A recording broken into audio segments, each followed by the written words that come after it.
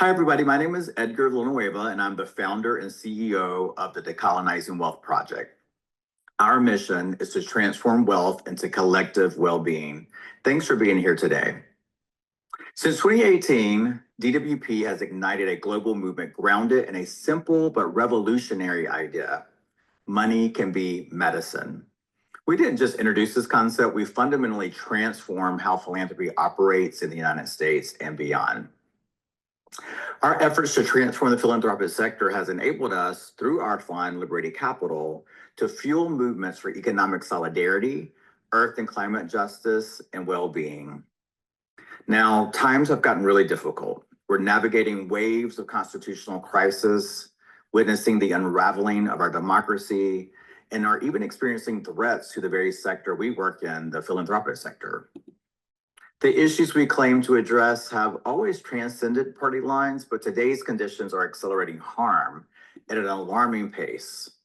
Inequality is deepening, and communities are paying the price in health outcomes, climate resilience, economic security, and just basic human rights. Our house of justice and democracy is on fire. During this time of so much uncertainty, this is what I know to be true. When I released my book, Decolonizing Wealth, and opened the doors of this organization, we built a lighthouse to shine a light on a new possibility for this sector, for wealth and for philanthropy. We made great progress, but now it's time to reach even further. We stand ready and committed to lead philanthropy in a bold but clear call to action. This week, DWP released our new strategic plan, what we call our moonshot. We are uniquely positioned and ready to work to unlock $1 trillion in reparative giving over the next 10 years.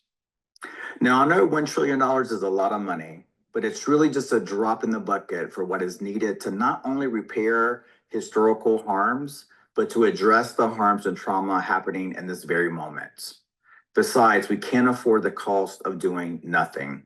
Philanthropy has a decision to make: grab the fire hose or let our house burn.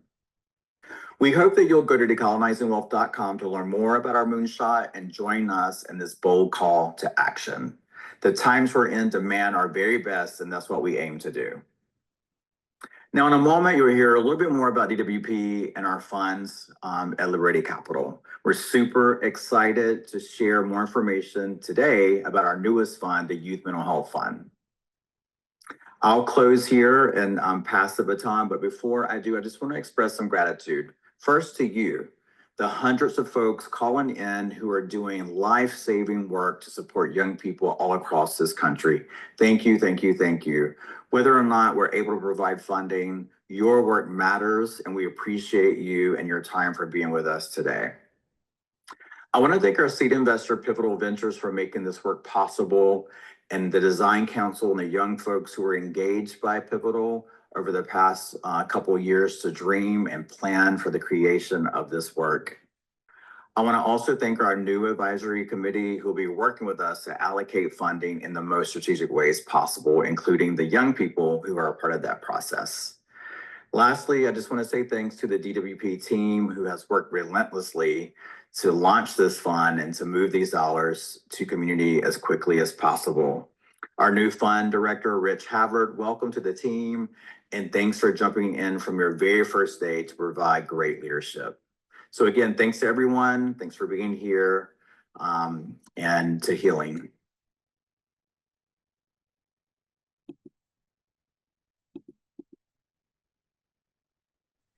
Thank you so much for that video. Again, I'm Carlos, and I just want to share a little bit more about Decolonizing Wealth Project. As Edgar, our founder, shared, we're on a mission to heal the generational harms of colonization, because even though we know it started centuries ago, these systems continue to divide, control, and exploit our communities. Next slide, please. Our work at Decolonizing Wealth Project is defined by a few core beliefs, and I just want to touch on a few. Our first core belief is that Indigenous and Black experiences are central to our work. And that means that we let impacted people, people that are impacted by harm, speak for themselves, and we listen. Our intersectional work is rooted in an indigenous worldview and centuries of fighting for racial justice. Our second core belief is that money can be our medicine for repairing past harms. So we use the distribution of money to create balance and more harmony for all. Our primary audience is people who hold wealth, right? So resources, money, land, as well as their gatekeepers. And we redistribute those resources back to the communities where that wealth is often extracted from. Our next core belief is that mutual healing is really our only path to mutual thriving. And that means that we've all inherited history, and it's up to us what we do with that. And so we welcome everyone into our healing circles so we can stop those cycles of harm and pain. We also believe that speaking truth with love makes that truth a little easier to hear, to believe, and to act on, right? So we're honest about the scale and magnitude of harms past and present, but we welcome all of those who are willing to heal, and we create on-ramps to change and avenues for people to practice reciprocity. And our last core belief is that stories can draw people in, but practical tools ultimately keep those people moving forward. And so to do our work, we paint a full picture of how things could be, and we give people the tools to help them get there. This fuels new beliefs and new behaviors that we believe can help us unlock and transform wealth into collective wealth being. Next slide, please. As Edgar briefly mentioned, our funding priorities are really designed to help communities in the United States heal and connect, relate, and belong. And we do that along 3 dimensions. The first dimension is economic solidarity. We know that we need to rebalance the world for harmony and economic balance in a world that is still divided by institutions and systems of oppression. And for that, we have our reparations fund, Case for Reparations, which has been fueling the movement for reparations for Black Americans since at least 2021. Our second dimension is earth and climate, where we know we need to restore a reciprocal relationship between people and the land, a relationship that was severed and disrupted by colonialism. Our Indigenous Earth Fund and our tribal land return initiatives help support the goals around earth and climate. And last but certainly not least is our focus on well-being, meaning expanding pathways for support, renewal, and new possibilities for our communities. This has included funds like the California Truth and Healing Fund and our new National Truth and Healing Fund, which support the efforts for truth and healing in Native American communities. And that also includes this fund, our new Youth Mental Health Fund. Next slide, please. And since we started doing our work in 2018, we can say that we've changed the flow of money. We are close to having shifted and unlocked 1 billion. We're at 700 million or over 700 million in new resources unlocked and shifted to communities of color through our reparative giving model. And we ourselves have directly been able to redistribute $23 million through our fund, Liberated Capital. You'll see the breakdown there of the amount that we've been able to invest in the reparations movement. So about 10 million so far, with a commitment of reaching 20 million in the next few years. And we've redistributed over 11 million to Native-led organizations, tribes, and efforts. Next slide. So this is what fuels us. This is the belief that has really driven the heart and spirit of this work. And so before I hand it over to Rich, who's going to deep dive into what the Youth Mental Health Fund is about, I want to leave you with this message, which is that we believe indeed that we can heal, and we can do that in part by using money as our medicine. Thank you. Back to you, Rich. Thank you, Carlos. Appreciate that overview of DWP along with those brilliant words from Edgar. And now we're going to focus a little bit more down into this particular fund, the Youth Mental Health Fund. So what led to the creation of this fund? Well, we know, and those of you on this call especially know who work with young people, that throughout history, youth have been drivers of social change and creators of culture. They've led efforts from Selma to Standing Rock and have invited us all again and again and again to imagine a better future.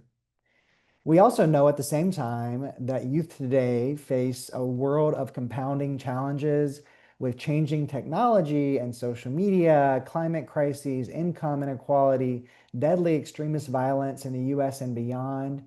And the burden of these challenges is not carried equally. Young people of color and queer youth are often forced to navigate a world that refuses to honor their brilliance and embrace their identity. And so as a result, BIPOC and LGBTQ plus youth are more likely to experience depression, anxiety, or even suicide. And we've seen the stats, and we have some listed here. Suicide is the leading cause of death for American Indian, Alaska Native, and Native Hawaiians and Pacific Islanders ages 10 to 24. Suicide is the second leading cause of death for young Black or African Americans. Nearly half of all LGBTQ youth have considered suicide, and 50% of LGBTQ youth who sought mental health support were not able to access it.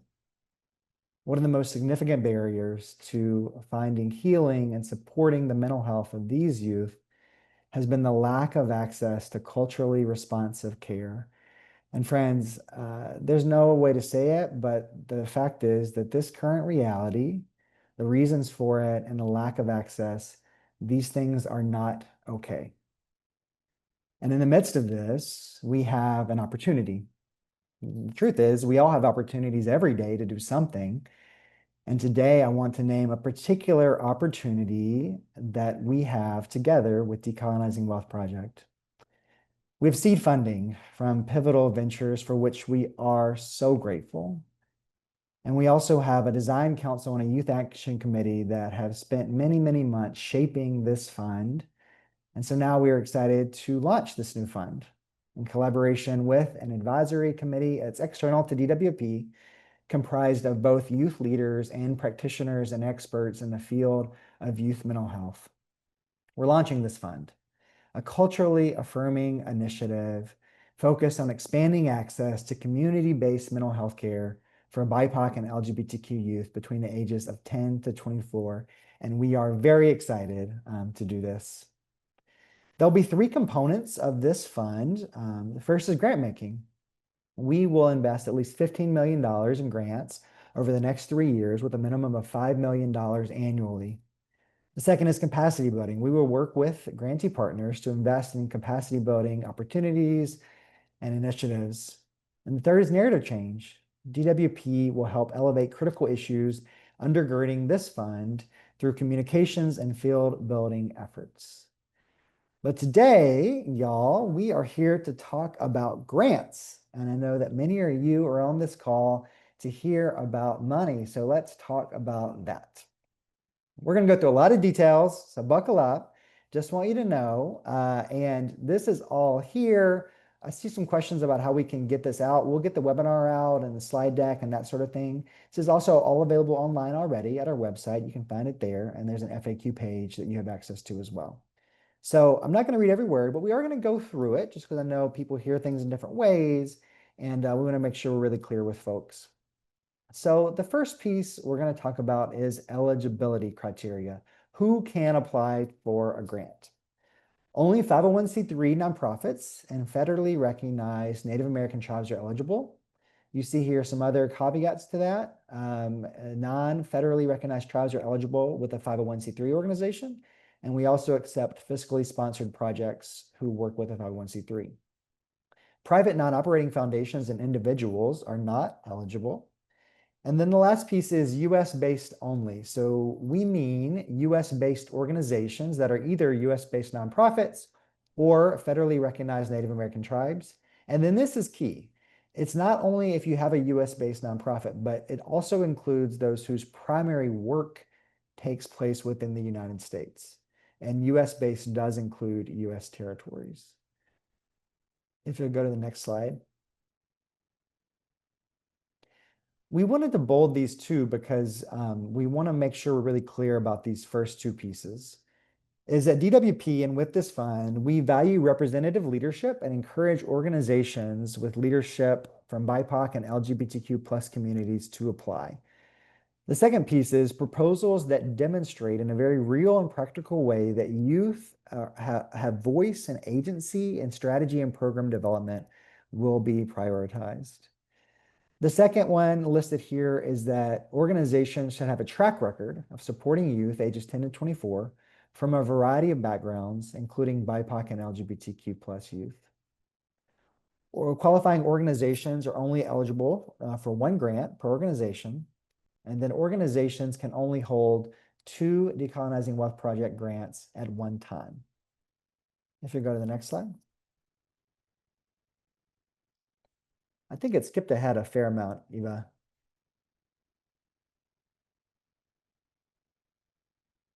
Thank you. Use of funds, I think is where we are. Perfect. So use of funds. I see a question about this in the chat too, is that we are not in the habit of telling people what they can use their funding for. We believe that organizations who are doing work on the ground know best how to use the funds. And so most all of our funding is general operating support. Some opportunity grants, and we'll talk about that in a minute, may be project specific, and all funding must be used for charitable purposes in alignment with the goals of the fund. The second is just another word about that is general operating funds may be used for advocacy, direct service, or other organizational priorities such as staffing, travel, and supplies. Grants funds may not be used for subsidies or regranting to other organizations.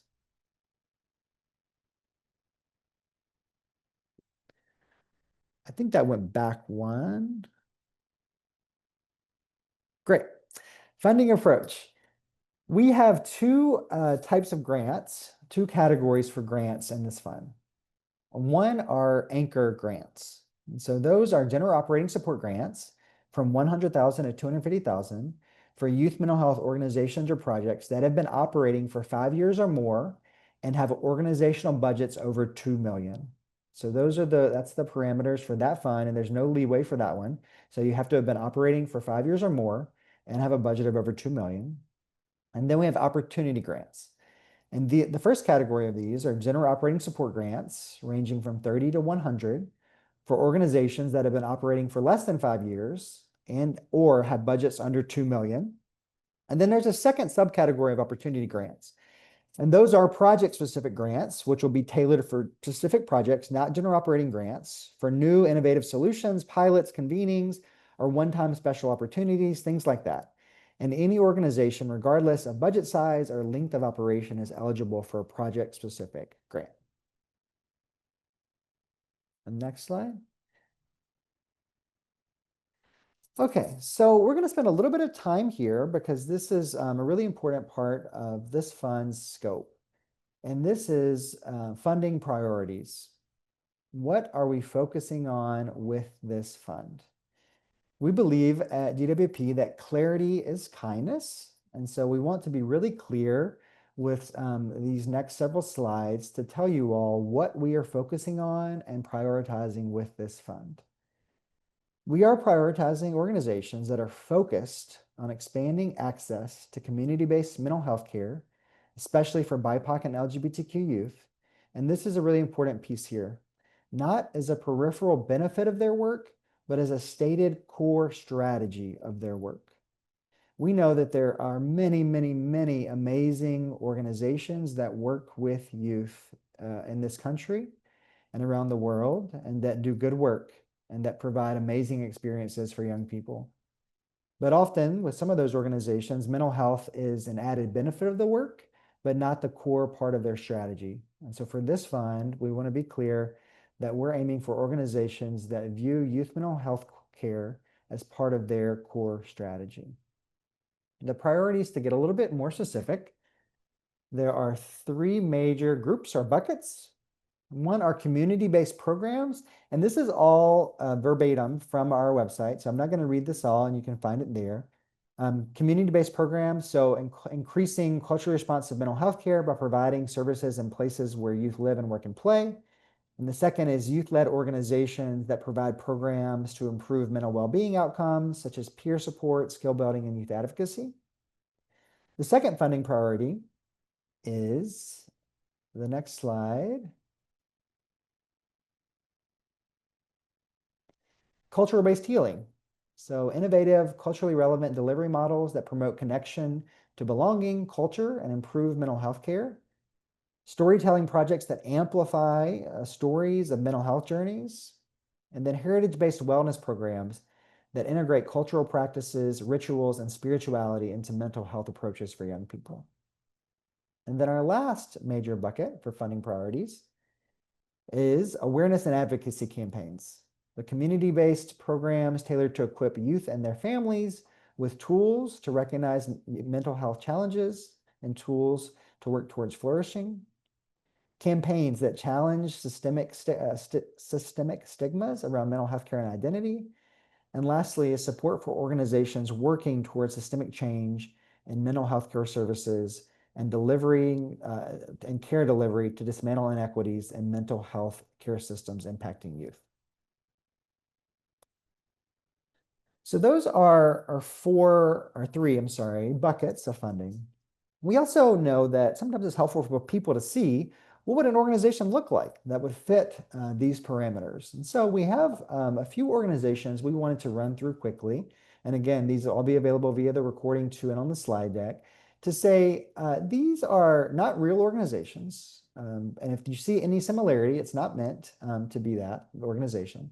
These are meant to help spark your imagination about what's possible and not to limit it. So we just wanted to say, this is what this RFP looks like in some ways in an embodied way through an organization. So we're going to walk through 4 different examples of what this could look like.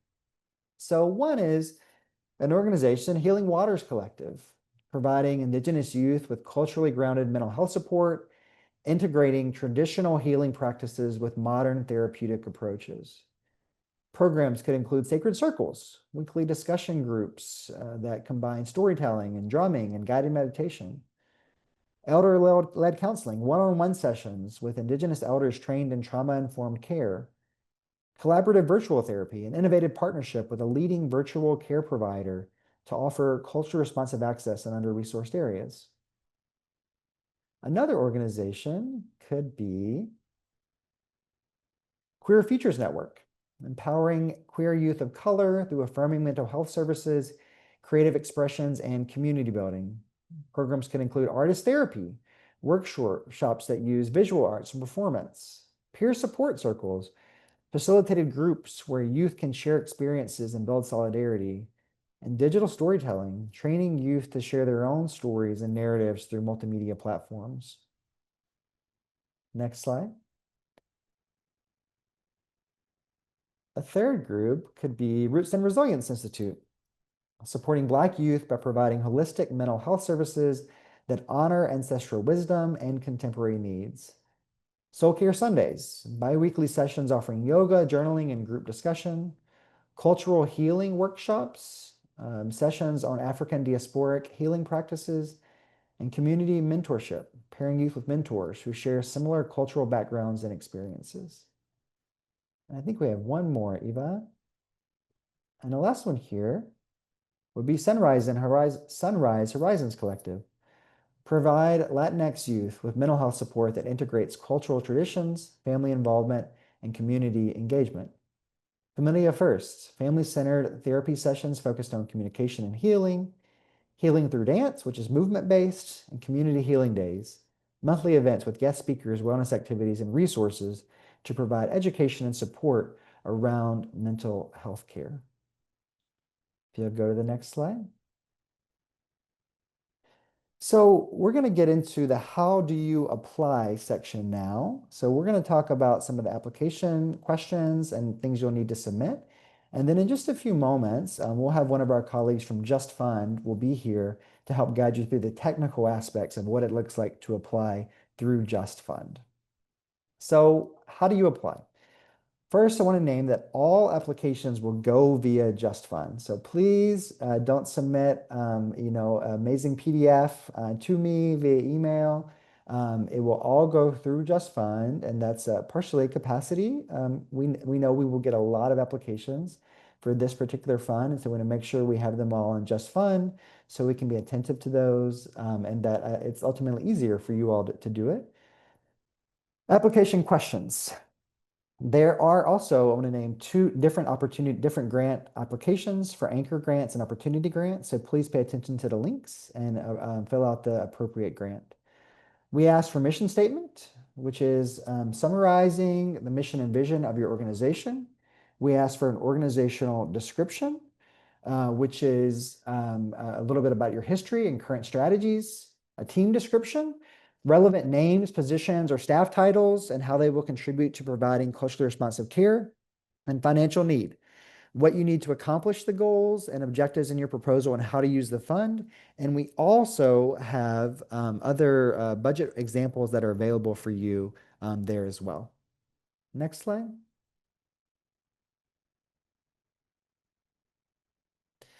The next piece we offer is we ask for some brief replies to the following questions, keeping responses to 500 words or less.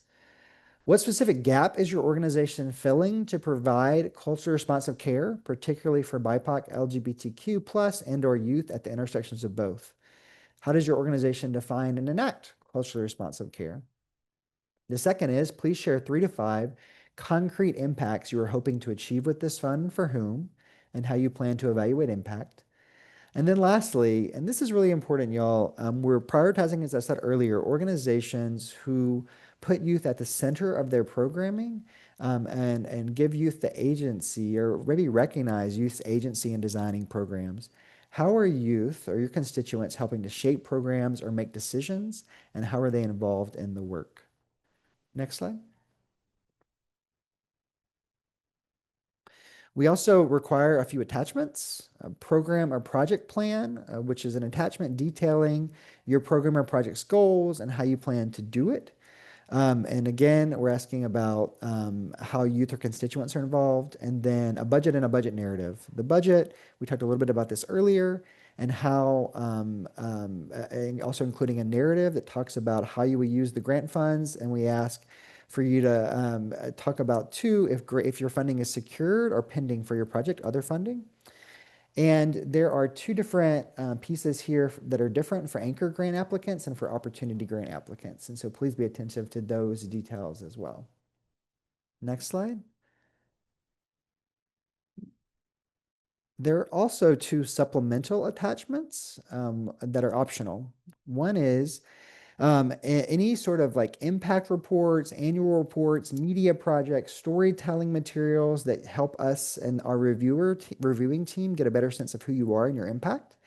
And then the last one is any written testimonials or links to videos from constituents or youth about how they are involved in the strategy and operations of your organization or project. And then any metrics on engagement and retention on services offered. And those are just a few examples. And then important dates to know. So the application portal opened on May 20th. We have this webinar today, June 3rd. So you know those 2 things. There's another webinar. Say you think, oh, I actually want to send another member of my team, or I missed something. I want to come back and ask another question. There's another opportunity. So June 24th, and that's information is available on our website and the link to register. The proposal submission deadline, the important date here, July 10th is the proposal submission deadline. July 10th is the submission deadline. Funding decisions will be announced by October 15th. And I know sometimes, so my background, I haven't worked in philanthropy forever. I was the ED of a nonprofit offering healing and spiritual support to young adults, 18 to 25, before I was in philanthropy. And I used to wonder, why does it take so long to make a decision and to disperse grants? So I also try to practice candor and just tell some of the details. So once we get the applications, then we have a pretty thorough review process where we have to review and make sure all the documents are there, make sure organizations are eligible. And that takes a while, honestly. And we also like to honor our own team staff time and capacity. We're a very small team here at DWP. And then once we do some of that and does initial work to make sure organizations are eligible and fit the criteria of a fund, as I said earlier, we have an external review team of youth and experts in the field of youth mental health who review proposals with a rubric and make decisions. They make the decisions about what grants go to whom. And so all of that takes several months. And then after we get the decisions, we have to do our final due diligence to prepare to disperse the grants with an announcement by October 15th and dollars dispersed by November 1st. So we know it takes a while, but we like to be honest about why it takes a while. And as I said earlier, decisions on grants will be made by our external advisory committee. And I think that's it for this portion. So I'm going to turn it over to my colleague Eva, if our colleague Monica is here. Hi everyone. Yes, sorry, I've been doing my best to answer as many Q&As as I can while Rich has been talking. And apologies for some of the difficulties with the slides. You guys know how these tech things go. Yes, I just sent Monica an email and she was planning to join us now. Let me see if she's here in the participants. Otherwise, maybe we can take a few questions while we wait for her. And I think she's here. Okay.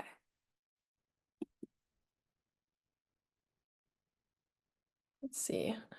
Bear with me while I do these Zoom things. Okay, there's Monica. So yes, Monica is one of our key colleagues at Just Fund. For those of you who don't know, Just Fund is the platform we use for all of our grant making. So our proposal is on Just Fund. You will submit your proposals on Just Fund. Just Fund has a really excellent customer support team. And so please feel free to reach out to us, but also directly to them with questions about submitting your proposal and any kind of technical issues there.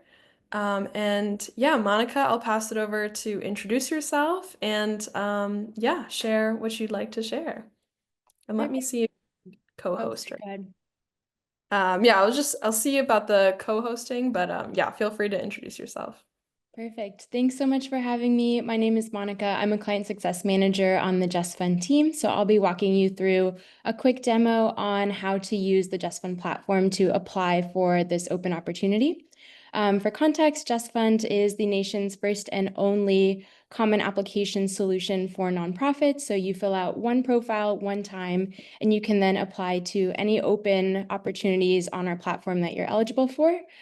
So I'll walk you through how that works. But for context, as Eva said, we do have a full team that's dedicated to supporting our applicants. They can be reached at info@justfund.us. So if you have open questions about how to apply, if you have technical support questions, feel free to reach out to them. There's also a chat bot in the platform itself where you can ask any questions and our team will respond to you that way as well. And in addition to that, we host webinars every 2 weeks. So if you have other questions and you want to speak to a member of our applicant support team live, you can attend those webinars and you'll be able to enter those in the Q&A there. And so with that, I'm going to go ahead and share my screen. Okay, so first thing to call out is just where you can actually register for Just Fund. So I'm on our main website. This is justfund.us. You will be taken to the registration link directly from the RFP itself, but you can also register here from Just Fund. So you'll select I'm an applicant, get started, and then register today. And that's where you'll be able to go through that initial registration process to actually create your Just Fund account. And again, you can also do this directly from the RFP. It doesn't need to be from our website, but letting you know that's here as well. Once you're logged into the Just Fund platform, the first thing that you're going to want to do is fill out your Just Fund profile. And that will be here in this profile section. It will immediately prompt you with a pop-up modal once you log in for the first time. So don't worry, you'll be taken straight there as soon as you log in. And this is sort of the common application profile that you'll be submitting to this open opportunity, in addition to any supplemental questions and supplemental attachments. But that profile is sort of the meat of what you'll be submitting. So a couple of key sections here on the Just Fund Common App profile. It's broken down into 4 main sections. The first thing is this overview section. If you do have questions as you're getting started, one thing I also want to note is that we do have a full help center for applicants. So there's training materials, there's step-by-step videos. You can check that out at any time as you're going through the process. In addition, as I said, to reaching out via the chatbot or reaching out to info@justfund.us. You'll start by filling out some basic information, the name of your organization, the year you were established, and then some basic physical location information here.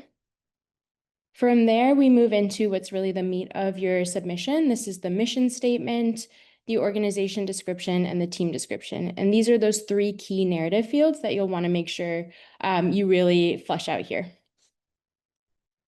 Everything updates in real time. So as you're filling it out, you'll notice that your changes are saved at the top.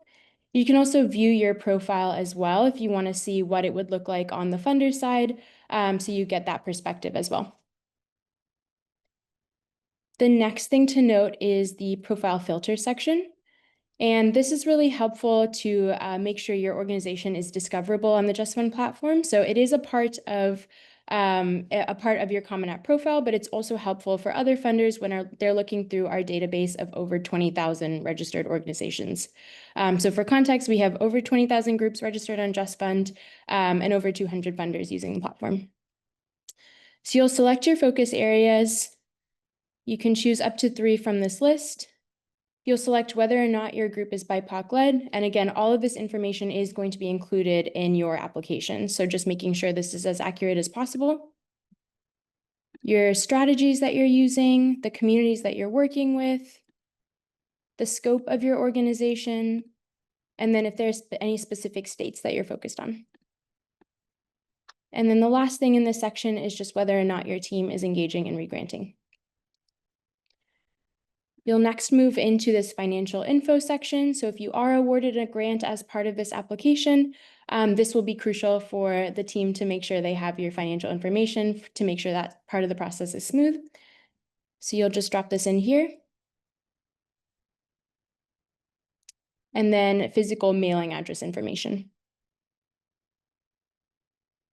And finally, the last section is this media and contact section. So you can add a logo and a banner image for your Just Fund profile.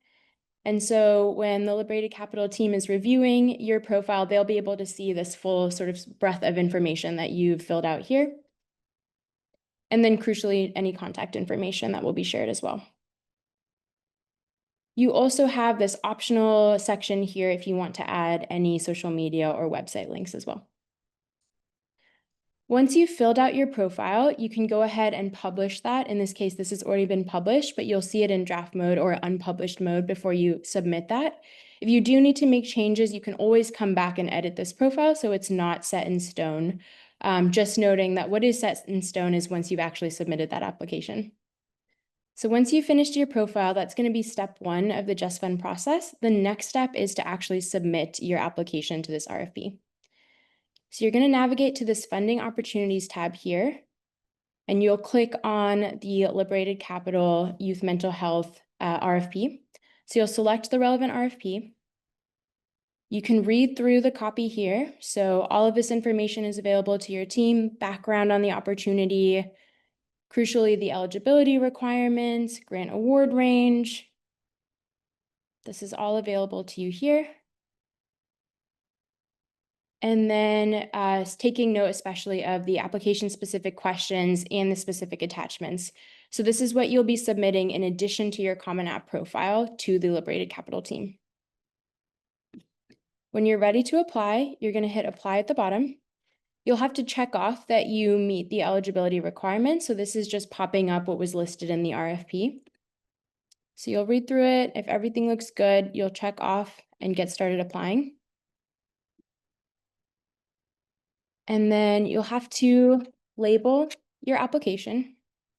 Let's say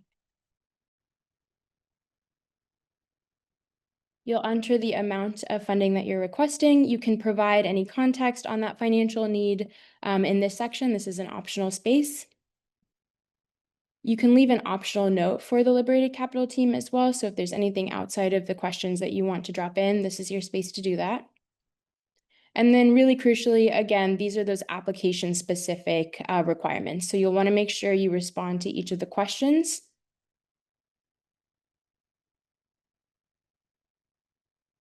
And there are 3 questions here. And then the next space will be to drop in those application specific attachments. So you can drop in either a file or a URL. And you'll see that these are marked as required. So you'll just keep an eye out for that here. So you won't be able to submit your application until you've completed all of the required fields. So you'll just make sure you've completed the attachments and the questions.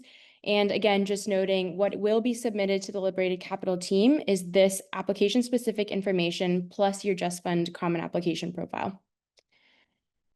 And so you can start and stop this at any time, so you don't need to do this all in one go. You can go back to My Applications and you'll see that you have your draft application in flight. So you can make edits to it all the way up until you finally submit, and this will be locked at the point of the deadline date for this RFP. So you'll see this grayed out once the deadline date has passed. But up until then, you can edit your draft, and then when you're finally ready to submit, you'll see this button enabled here, and you'll be able to click Submit there. And that's really it. So you'll be able to keep track of your application. You'll have this record in your account, and you can keep your account in perpetuity. It's completely free. You can come back and access your application record if you want to check that out here. And that's really it. If you have questions, you can reach out to info@justfund.us. You can attend one of the webinars, and you can, of course, reach out via the chatbot.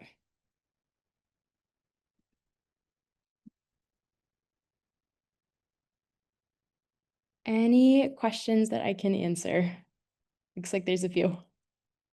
Yeah, we have a lot of questions. Thank you so much, Monica. And I also want to again emphasize that any questions that participants have about the Just Fund portal or their specific application, any technical issues, Just Fund is really a good place to go for support. They also have a lot of videos on the website, trainings, different kinds of materials. I'll try to scroll through some of the questions, Monica. You're welcome to take a second as well to see if there's Just Fund specific questions. But I know there's a lot, so it might take a second. Yeah, I was going to offer too, while we have Monica, maybe if people have particular Just Fund questions, we have 155 questions, there's a lot to go through. And so if you ask a Just Fund question earlier, would you mind just kind of repopulating it maybe so we have it at the bottom? That way we can honor Monica's time. And I see one here already. Monica, are multiple users able to access the Just Fund portal to collaborate on an application? Yes, amazing question. I can show you where to do that now. You can directly invite multiple team members to your account. So if you have multiple folks that need to work on the application at the same time, you will definitely be able to do that. I can show you where that lives here. So you'll navigate here. You'll see this Manage Users tab up in the top right hand. And you can add users directly to your account. And so it'll say pending until someone has activated their account, and then it'll move to this active status. And if you need to remove folks, conversely, you'll be able to do that here as well.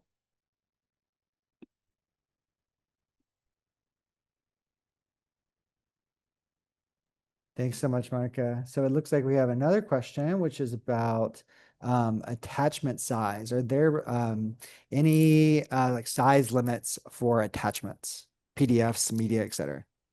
It's pretty flexible. We've seen like pretty giant documents come through. So it's built to support like very, content heavy documents, long PDFs. I'll check on a specific file size, and Eva can follow up with your team afterwards with that specific file size. But we rarely run into issues with that. It's meant to be very accommodating and pretty flexible.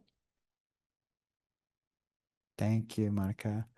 Let's see here. There's another one about is there a copy? I know some people like to do their applications collaborative with something like Google Docs. So is there an easy way to get a copy of the questions before people actually apply, like a PDF or a Google Doc or something like that?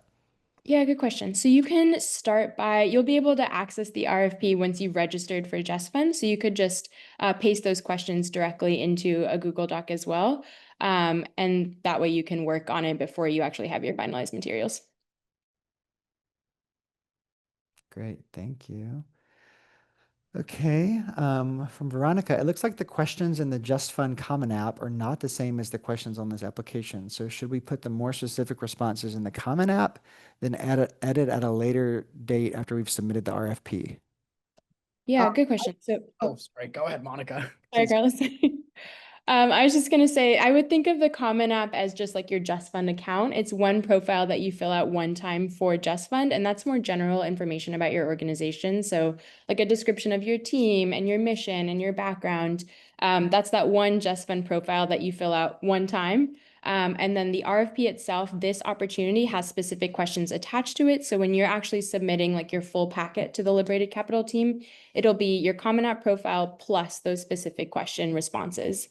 So that generalized information goes in your Common App profile. The Liberated Capital specific information that's just relevant to this opportunity is what goes in those specific questions and specific attachments. Great, Carlos, were you gonna add something to that piece? No, thank you, Monica. Appreciate that. Thanks, Carlos. Great. Okay, I'm seeing a lot of, there's another question. Yep, please, Eva. Is there a word count limit for mission, org, team description, and financial need? I don't believe so. We give you recommendations based on what we've seen in the past, but I don't believe there's like it's a hard cutoff. Thank you And so Eva, much. I can double check and follow up with you. Yeah, I no, think- thank you for all your help, Monica. Rich, did you have one?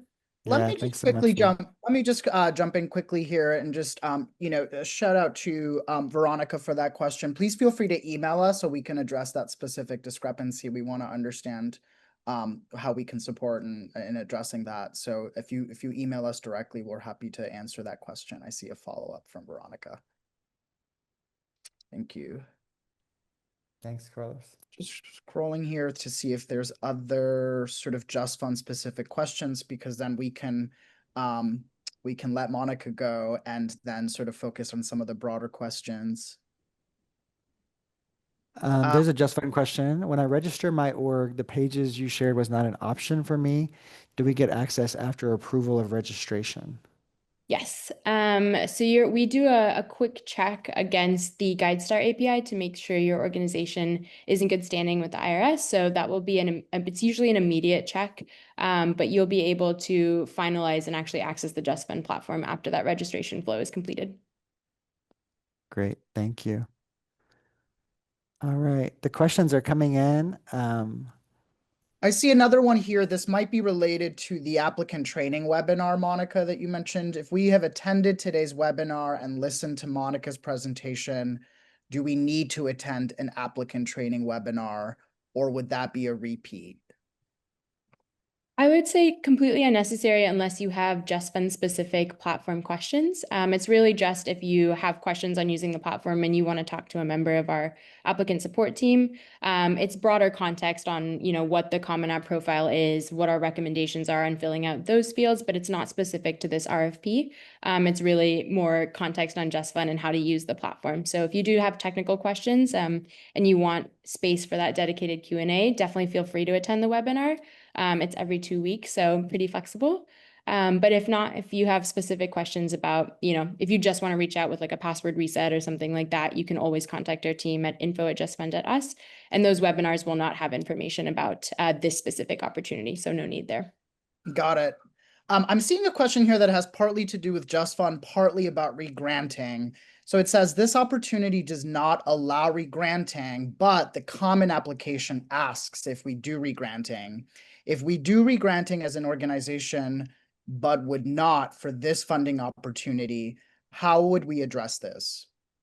I would use that optional notes field to make that very clear. So that's a really good space that's exactly what that's intended for those kinds of use cases. That's something that will be shared, that optional note will be shared with the Liberated Capital team. So that's a great place to drop that in.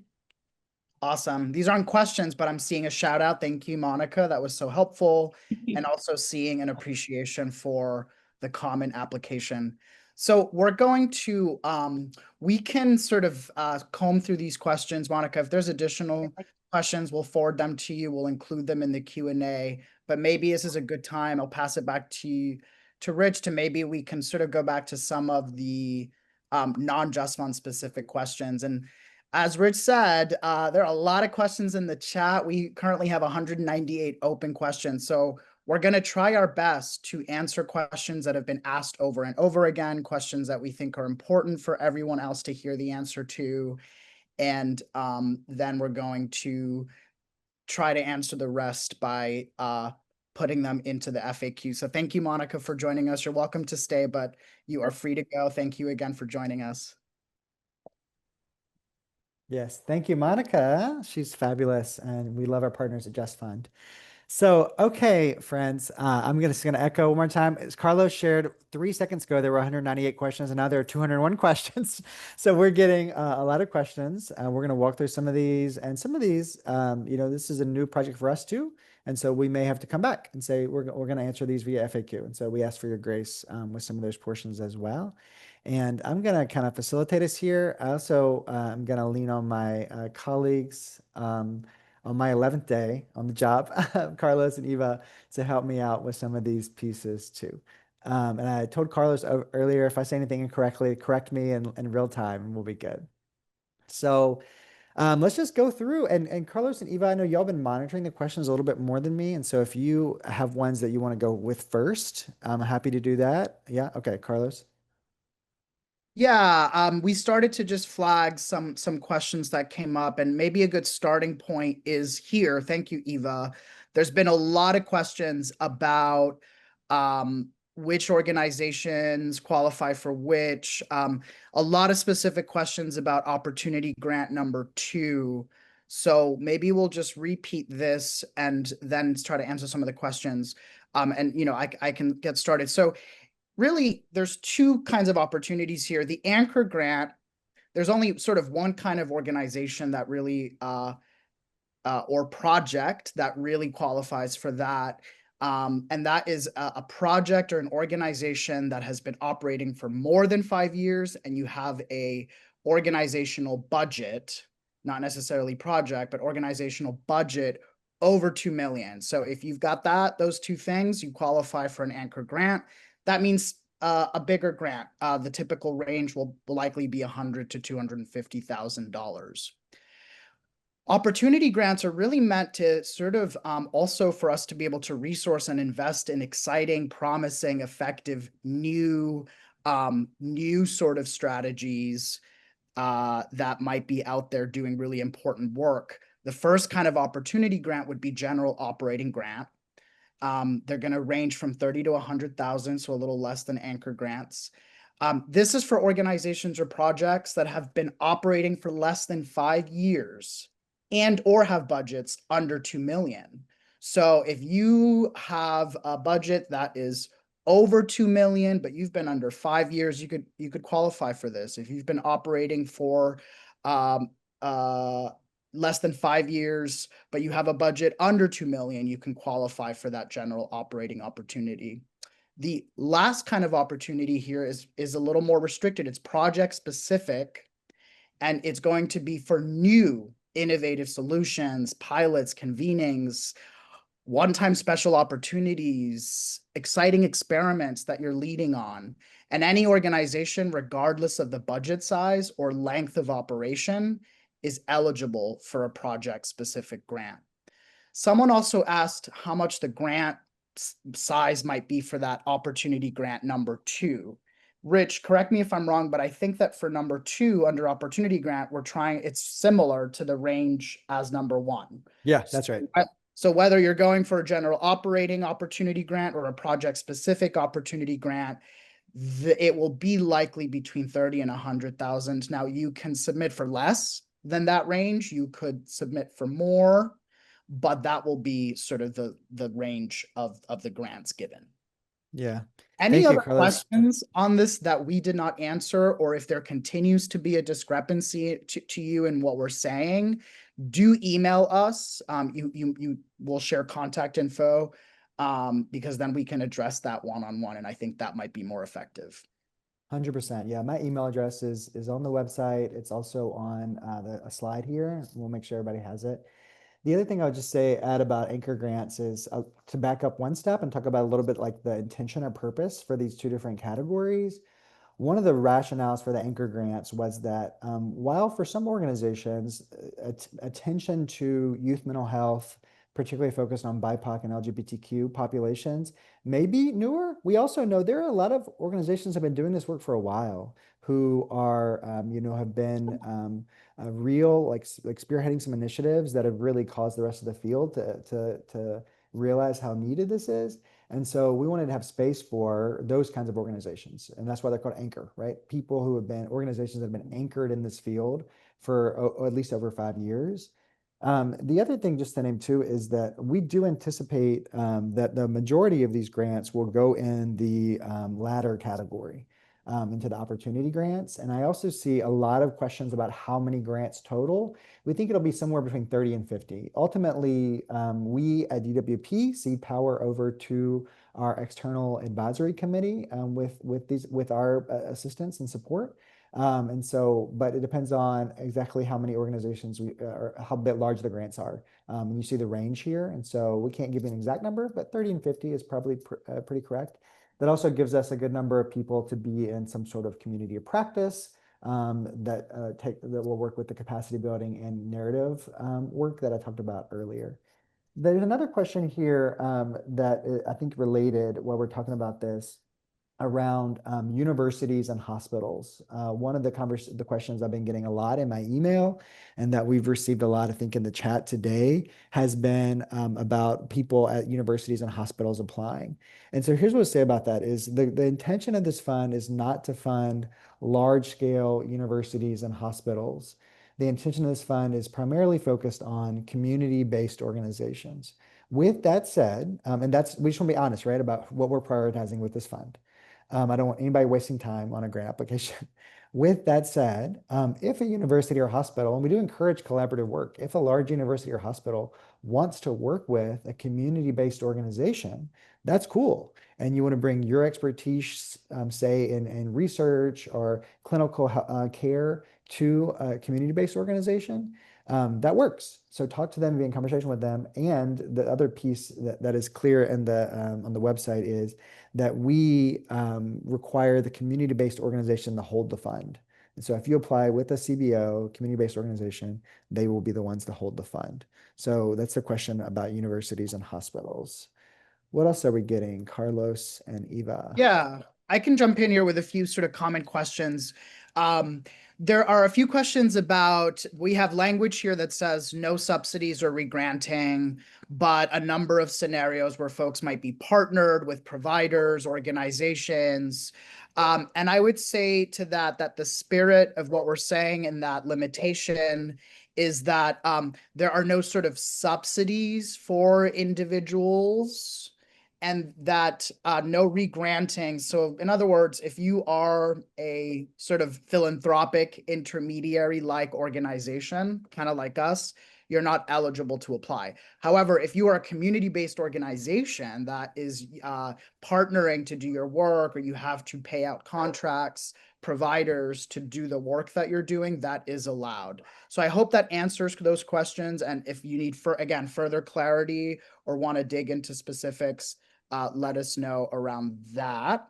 Other questions that sort of came up frequently here are questions about, are we allowed to submit multiple grants? We're eligible for both an anchor grant, but we got an opportunity-like situation.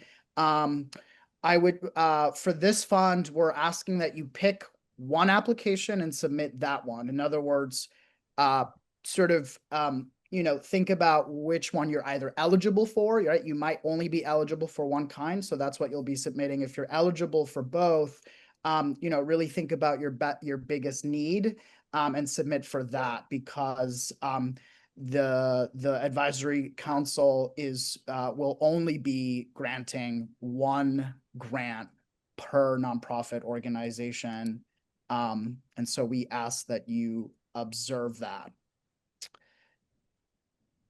Any other sort of common questions to your team that you all might have picked up? Yeah. that I haven't? see a few questions a little bit about things like what does track record mean for youth mental health, things like that. And so by that, like there's one question from Pamela, like, could you clarify what you mean by track record? Does that mean, does your organization have a history of doing culturally responsive youth mental health care? And she asked particularly, is it sufficient if youth are one of several focus areas?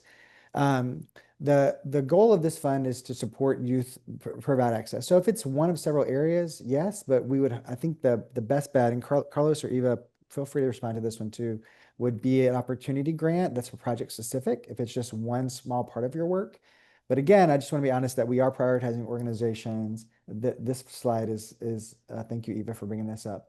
Whereas the youth mental health is not a peripheral benefit of the work, but a stated core strategy of the work. So I've been thinking about like, what are some, let me back up for a second to say, one of the things we also want to be mindful of is to not create a youth mental health fund that is overly indexed toward like Western style clinical care. It's inclusive of that, but it's not only solely about that. And so we want to be expansive in the way that culturally responsive care looks like. And so I've been thinking about what are some like litmus tests to say like, what would be a question to ask if you're eligible? And so if your team, just to speak real talk right now, if your team had to have a wrestle with, do we qualify for this grant or not? Because do we really do mental youth health care? That may be a sign, right? That like maybe this isn't a grant meant for your organization. If you had to really wrestle with like, do we do this or not? This is meant for organizations where youth mental health care or some term related to that no one would sort of think twice about, of course we do this work. And of course, it's a core strategy of our work. And it's stated somewhere in your strategic plan, on your website, on your other sort of program offerings. And it's a way that you describe yourself both internally and externally. Other thoughts on that, y'all? Yeah, I would jump in and say we've also answered 65 questions in the Q&A. There's a lot of repeat questions. So please feel free to take a second and scroll through those as well while we continue to answer these. A lot of these questions we have answered. And again, I would point you all to the funding priorities section of the RFP, which is also posted on our website. Again, we do have an FAQ document, which before this webinar already addressed the question of, are larger universities eligible? Is research a priority? So please feel free to reference the materials that we have posted and have answered. And we will continue to work through these 200 plus questions until the end of this time. Thank you, Eva. Yeah, I'm seeing a few questions here that I'd love to uplift. These are really fantastic questions. So thank you all. And it just shows the energy and excitement for this. Organizations that are supporting training programs for mental health professionals, especially those that are integrating, working and serving BIPOC, LGBTQ youth, integrating traditional cultural worldviews, values, and traditions, absolutely welcomed to submit proposals for that. I'm seeing a question that might be popping up for people about what we define as youth mental health organizations. For the purpose of this, we're defining that as organizations, again, that are serving young people, particularly, not exclusively, but particularly or young people from marginalized communities, BIPOC, LGBTQ youth between the ages of 12 and 24. And so that is how we're broadly defining youth mental health organization. Again, we address something similar, but really only entities that have 501c3 status or are fiscally sponsored projects under a 501c3 are eligible for this funding. So I see a question about quasi-government public health orgs would not be eligible to apply. And as Rich said so beautifully, these resources are really meant to reach community-based organizations and work. If a larger institution, whether educational or governmental, is involved as a collaborator, as an ally, providing critical support, resource, or structure, et cetera, that's fine. But ultimately, the nonprofit organization has to receive the funds and really be leading the work.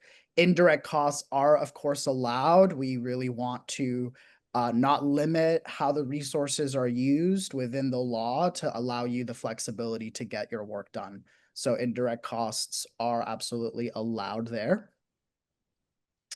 I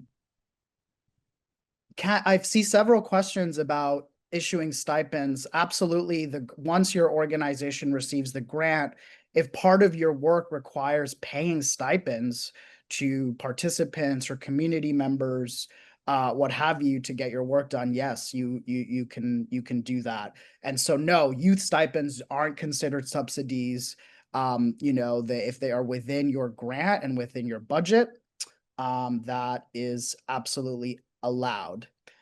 I'm seeing a question that has been repeated a couple times about what is too big for an organizational budget. Rich or Eva, do we have a top organizational limit? We do not have a top organizational limit, unless, correct me if I'm wrong, Eva. And I also would just reiterate that we're focused on community-based organizations. And so with the funding priorities in mind, Eva, please share too. Yes, I would say we do not have a top budget requirement, meaning you are not ineligible. We do consider budget size in our scoring decisions. So our advisory committee does look at it and does factor it in. We have an equity lens in our work. That being said, particularly for tribes, we understand that budgets may look larger for federally recognized tribes, but yes, we want to emphasize our goal here is to have this funding reach those who do not otherwise have access. So larger universities, larger healthcare systems are not our funding priority. But that being said, there is no formal upward limit. Great. Thanks, Eva. I wanted to there's a few questions here about, is funding renewable? So I wanted to hit on that too as a common question. This fund right now is for 1 year funding. As I said earlier, we do have 3 years of this fund at least, and we hope to do more. The way DWP has worked is that organizations that fulfill all the requirements of the grant, et cetera, are invited back to reapply. And so there's a potential for funding in the future, but this particular grant, I want to be really clear, is only for 1 year of funding. So hope that answers that question. I also wanted to say, sort of plus one, something Carlos was saying. There's a lot of questions about indirect costs, but also subsidies and things like that. With the indirect cost question, I see a few more questions that are like about particular things. Just want to plus one underline that we are not interested in sort of like overly examining like what you spend dollars on. The philanthropy has traditionally operated in a way, really top-down approach, dictating what you can or can't spend money on. We want the funds to be aligned with the goals of this grant, 100%. And also, if there are supplies you need, staff costs, et cetera, our grant is general operations. So I just want to like underline that one.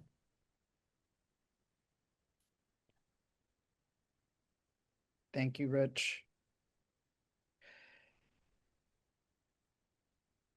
One question I see here, again, which goes back to sort of our priorities. Curious if you have a question, if you have a thought here, Rich, is can an LGBTQ youth-focused org that has a collaborative project with a mental health org apply? They piloted a new project and are looking to fully implement it.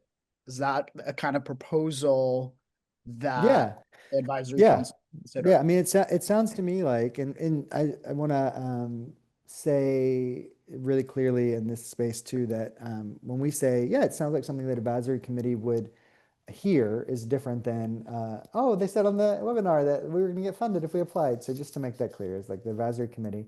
But yeah, I think that hits the spirit of the grant, is a LGBTQ youth organization who has strategically made a decision to be in partnership with a mental health organization to tend to the mental health of their constituents. Certainly sounds like something the advisory committee would look at. Great. Rich, I see a question here about I think you've made it really clear, and we're still here on this slide about the stated core priority. What kind of evidence might we look for demonstrate that, I know you said the question of if if you're sitting there having to debate whether or not you are youth mental health, that is probably your answer, but are there specific kinds of evidences that we're going to be looking for to demonstrate that youth mental health is a stated core strategy? Yeah, 100%. Some of it comes through programming, right? Like, what are the particular, not, if youth mental health is not just sort of a thought exercise for the organization, I mentioned it a time or two, but if you can show evidence that you have programs that are designed to enhance youth mental health, that is a huge piece. And then the other one, evidence-based, right, is if you've done evaluation on your work, how has your work helped contribute to the flourishing of youth? Doing some sort of mental health work. So those are like a few pieces I would say is like, what are the ways that you have put this into practice in real time with real people? And then, we also offer can you go a few more slides, Eva, to the next one, I think. This one also is a way to do that. So, we talk about a couple of different attachments you can use. And let's take the second one, right, as an example, is what does it look like for you to include written or spoken testimonies from people that you all have been in relationship and connection with, the people, your youth constituents, about how the work has improved their mental health. So those are a few ways I would say of like evidence that you all are doing youth mental health work.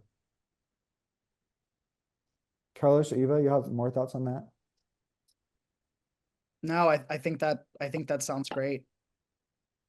Yeah, I would say, the supplemental attachments are really an opportunity to showcase your work, showcase youth voice, your work. We want to see youth actively engaged in your work, in leadership, programming, staff. There are a few questions about what does it mean to be youth-led, BIPOC-led. We define BIPOC-led as more than 50% of staff and board. But we are generally, with this fund, hoping to support LGBTQ, BIPOC, and otherwise marginalized youth. That's the spirit of the fund, so there are no exact formal requirements there. But yes, I think the supplemental attachments, the questions we have here, are another good place to start in asking yourself, am I eligible? Think about what is that gap you're trying to fill? How are youth engaged? And, hopefully, if you're able to answer this with compelling, beautiful work, which I'm sure so many of you are, you would be well positioned to apply. Thanks, Eva. I wanted to say too about with the youth involvement, one of the things we're looking there too is not only for like giving voice to, like we center youth in our work, but also the practical piece there too. It's like, how are you doing that? Do you have a youth board that, or do you have youth seats on your board of directors? Do you do a sort of a formal evaluation process with youth about your programs every year? And we try to model this too. So I think it's 33% of our advisory committee are youth. And then this fund was also shaped by a Youth Action Council that Carlos and Eva help facilitate. And so what are the practical ways that youth are having a voice in strategy and decision making is something we want to see too. Yeah, I also want to emphasize, please, only one application per organization. Submitting multiple applications will not give you a higher chance of winning an award. We want to be mindful of your time and capacity as well as our own teams. Thank you. I see a couple questions here related to school systems. So one question I saw asked if they are a hospital-run, school-based network of health centers within CPS, I'm assuming Chicago Public Schools, I could be wrong. Is this organization eligible to apply? Rich, I'm going to call on you to help support answer this question. But I would again iterate here that the funds can only go to entities that have 501c3 statuses or are fiscally sponsored projects of entities with 501c3 statuses. In situations where community organizations are partnered with health systems, hospitals, institutions, schools, again, the community-based organization is the one that has to receive the grant. Anything you add there, Rich? Because I also know the spirit of this is to reach to reach the population of young people in community, and schools are part of that. We know that hospitals do provide critical work, but there is also a balance here about getting the resources to community-based organizations. Anything else you would add there? No, I would mostly reiterate what you said and emphasize that what we're trying to be clear too is like the letter of the law versus the spirit. And so the spirit here is community-based organizations. And so I'd say if you're doing work with community-based organizations, community-based organization has capacity to hold the grant. That's what we're prioritizing. Thank you, Rich. Well, we are coming up on our time, so I'll just help wrap us up here on this Q&A portion. Let you all know that we do plan to download all the questions. We were able to answer many live. We were able to answer close to 100 questions through the chat. Thank you, Eva, for doing a big part of that. And so we'll sort of take a look at these questions. We will comb through sort of the ones that are most present or are asked the most, and put those in the Q&A. Again, if you are getting close to your application time, you do not see your question answered in the RFP or FAQ, feel free to reach out to our team and we'll try to provide as much support as we possibly can. But to wrap us up, I'll just kick it back to you, Rich. Thanks, Carlos. Thanks, Eva. Eva, if we can go to the very last slide. So the last slide up, y'all, is going to be my email address. So please take that down. And then we were originally going to put these links in the chat, but we had to move to webinar because there are so many of you. But these are all on our website. If you go to decolonizingwealth.com, you will find a link there to the Youth Mental Health Fund. And all of this information that's on the screen right now is there. So that's an easy place for you to go to and get more information. And it is 3:30. So the last thing that I want to say, besides, please, I expect my email to be lit up by tomorrow. Please know that we are grateful for the work you do. Thank you, thank you, thank you for the skin you put in the game, for the long hours that you work, for the emotional labor that you pour into young people. We are very grateful, and thank you for being here today.